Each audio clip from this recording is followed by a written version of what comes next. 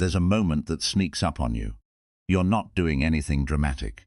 Maybe you're standing in the kitchen, waiting for the kettle to whistle, or you're sitting by a window watching the light change on the wall, and suddenly, quietly, something shifts inside you. Not outside, inside. The street looks the same, the house is the same, but you feel different. You feel the weight of time in your bones, in the way you move, in the way you breathe. And instead of rushing past that feeling, you stop. And you wonder, is this what getting older feels like? Yes, and it doesn't have to be scary. Here's what nobody tells you when you're young and busy and chasing everything life puts in front of you. Getting older is not the enemy. It never was. The real enemy is the story we were handed about aging. The story that says your best days are behind you. The story that says slowing down means giving up. The story that says the body asking for rest is a body breaking down. None of that is true. And today, we're going to talk about 7 gentle, powerful habits that can completely change the way you experience your later years. Not with medication, not with a miracle cure, but with awareness, kindness, and a few simple daily practices rooted in some of the deepest wisdom humans have ever discovered. Stay with me. This is going to matter. The first habit is something most people completely skip, and it costs them more than they realize. It's about how you treat your body the moment you wake up. Think about it. What's the first thing most people do in the morning? They groan at the stiffness in their joints. They feel frustrated that they don't move the way they used to. They reach for the phone, they rush, they judge, and that sets the tone for the entire day. But here's a different approach, one that comes from Buddhist wisdom about the body. In this teaching, the body is not something to fix or push or be disappointed in. The body is a messenger. Every ache, every slow movement, every moment of heaviness is the body communicating with you, and the body has earned the right to be heard. Think about everything this body has done for you. It carried you through decades of work and worry and love and loss. It showed up for you on the hardest days of your life, even when you didn't take care of it. And now it's asking, gently, patiently, to be treated with a little more tenderness. Before you jump out of bed tomorrow morning, try this. Just lie still for 60 seconds. Feel your breath moving in and out. Feel the weight of the blanket. Feel your feet, your hands, your heartbeat. Notice that you're here, that you made it to another morning. Then stretch, slowly, gently, like you're greeting an old friend. Reach your arms up, roll your ankles, bring your knees to your chest one at a time. Not because you have to, not to burn calories or hit a step goal, just to say hello to your body, to begin the day not with resistance but with dignity. That one small shift changes everything. The second habit is one that gets overlooked because it seems too simple. It's about the way you eat. Now in later life, food often loses some of its magic. Meals become routine. You eat while distracted, standing over the counter, half watching the news. Food becomes fuel instead of nourishment. And over time, that disconnect quietly affects your health, your mood, and even your sense of self-worth. Buddhist teachers have always known something about this. In Zen traditions, meals aren't something you rush through, they're a practice. Not because the food is anything special, but because your attention is. The way you bring yourself to a meal changes what that meal does to you, so try this. Before you take a single bite, stop. Look at the food in front of you. Take 3 slow breaths, that's it. That small pause tells your nervous system that you are safe, that you are not in a hurry, that this moment is worth honoring. Chew slowly. Taste what you're eating, really taste it. And halfway through, check in. Are you still hungry, or are you just eating out of habit? There's an old piece of wisdom from Japanese culture that says stop eating when you're about 80% full. Not stuffed, not deprived, just enough. Your body in later life works better this way. If you live alone and eat alone, here's something powerful. Set the table anyway. Use a real plate. Sit down. Light a candle if you want. Treat yourself like a guest who deserves a proper meal, because you are. If what you're hearing is speaking to you, take a moment right now and give this a like, and subscribe to Buddhism Focus so you never miss a teaching like this one. It takes 2 seconds and it helps more people find this wisdom when they need it most. The third habit is about movement. And before you tune out, hear this. This is not about exercise the way you're thinking about it. This isn't about hitting a gym or running a mile or proving anything to anybody. In later life, the relationship with movement changes. Sometimes there's fear around it, fear of falling, fear of pain, fear of finding out what the body can no longer do. And because of that fear, movement quietly disappears from daily life. Weeks go by, months go by, and the less you move, the harder moving becomes. But Buddhist wisdom teaches something beautiful here. The body was never meant to be a performance. It was meant to be included. Movement in later life isn't about getting somewhere. It's about participating. It's about saying yes to being alive. The Buddha himself used to practice walking meditation. Not to get fit, not to reach a destination, but just to feel fully present in each step. Try that, a 10-minute walk. Feel your feet touching the ground. Notice the air. Notice the sounds around you. If going outside feels hard, walk indoors. Walk down the hall. Walk in place. It all counts. A chair can be your best ally. Gentle stretching while seated, standing up and sitting back down slowly, lifting your arms while supported. Sunlight matters too. Even standing near a window for a few minutes helps regulate your sleep and lift your mood in ways that are hard to explain but easy to feel. There's no comparison here, no scoreboard. Every single movement is a quiet way of saying yes to life. The fourth habit is about your mind, and this one might surprise you. After a certain age, a lot of people quietly stop learning new things.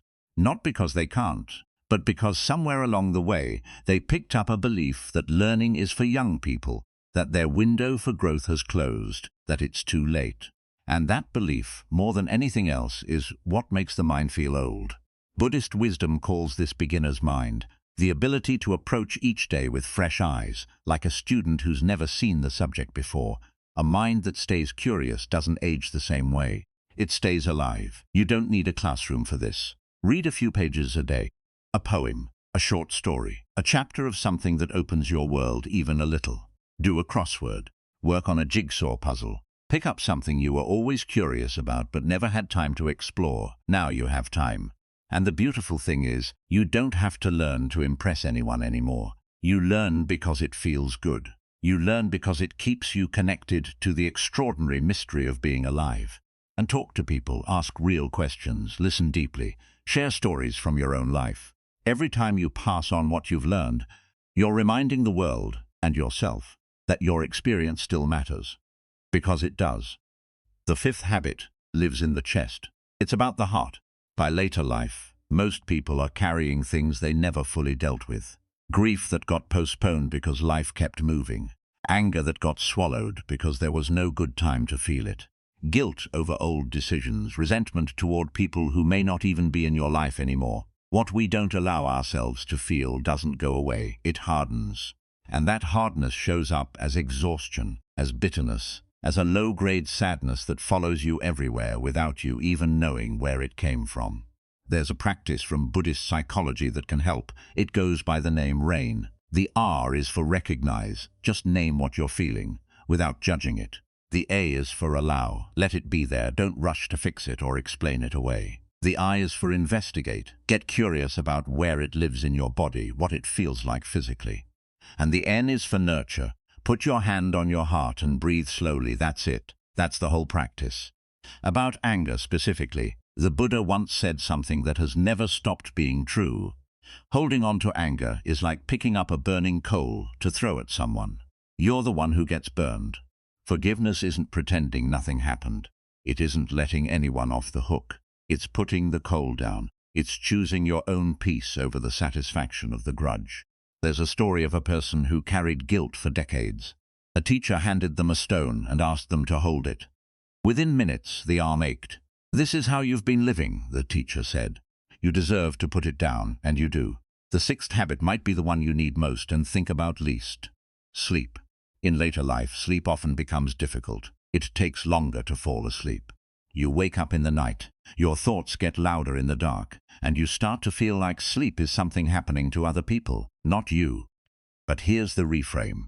Buddhist wisdom teaches that sleep is an act of trust. It's a daily practice of letting go. Every night when you close your eyes, you're surrendering control for a little while.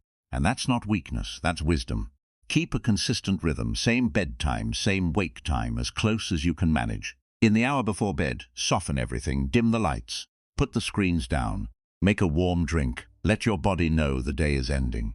Before you sleep, try a body scan. Bring your attention slowly from your feet up to your head. thanking each part for what it did that day. Not as a trick to fall asleep, but as an act of acknowledgement. If you wake in the night and the worries come, don't argue with them. No decision needs to be made at 2 a.m. Breathe slowly and remind yourself, this is just the dark talking. Rest is not laziness. Rest is not giving up. Rest is how the body heals, how the mind resets, how the spirit refills. And the seventh habit, this one is the quietest and maybe the most powerful of all. As life gets simpler and calmer, big questions start to surface. Questions about what your life has meant, about what comes next, about whether the things you sacrificed were worth it, about whether you've loved well and been loved well. These questions used to come only in crisis, but now they come in the stillness, in the morning light, in the quiet before bed. And this isn't a sign that something is wrong. This is life asking you to go deeper. Sit quietly for 5 minutes a day. Just breathe. Let the thoughts come and go without chasing them. When you wander, and you will, gently come back to the breath. That return is the practice, not the stillness, the return. Gratitude is another way in. Each morning or evening, name 3 small things you're grateful for, not big things. Ordinary things, warm sunlight on your face, a cup of tea that tastes exactly right, a quiet moment that belonged only to you. Gratitude doesn't mean everything is perfect. It means you're still paying attention. Write your stories down. Tell them to people who will listen. Your life, not because it was easy or flawless, but because it was real and lived and full. Your life is a teaching. And the deepest teaching of all, the one the Buddha returned to again and again, is this. The light you've been looking for has always been inside you. You don't need to earn it. You don't need to achieve it. You just need to stop running long enough to notice it. These 7 habits aren't a checklist. They're not rules you have to follow perfectly to earn some kind of peace. They're invitations, gentle ways of saying you matter, your body matters, your heart matters, your mind and spirit matter. Not because you're still productive or still useful or still performing for the world, but simply because you are alive. And that has always been enough. It is never too late to begin again. Every single breath you take is proof of that. Every morning you open your eyes is a quiet renewal. The path toward dignity, calm and deep inner peace isn't something you find at the end of life.